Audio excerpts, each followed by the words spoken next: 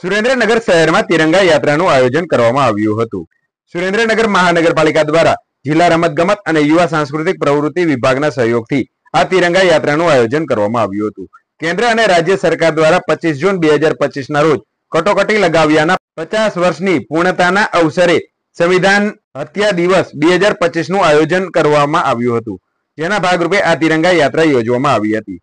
સંવિધાન અને લોકશાહીના મૂલ્યોને જતન માટે આયોજિત આ કાર્યક્રમના ભાગરૂપે સવા શાળા જોરાવનગરના વિદ્યાર્થીઓ દ્વારા સવા શાળાથી જોરાવનગર ફાટક, પીજી ગર્લ્સ હાઈસ્કૂલ, રામજી મંદિર ચોક, અર્બન હેલ્થ સેન્ટર પાસે તેમજ વાડીલાલ ચોક જોરાવનગરથી સવા હોસ્પિટલ થઈ સવા શાળા સુધી પરત તિરંગા યાત્રા યોજાઈ હતી। આ યાત્રામાં મોટી સંખ્યામાં વિદ્યાર્થીઓએ હાથમાં તિરંગા સાથે તેમજ પ્લે કાર્ડ લઈને વંદે માતરમ, ભારત માતા કી જયના નાદ સાથે ઉત્સાહભેર ભાગ લીધો હતો।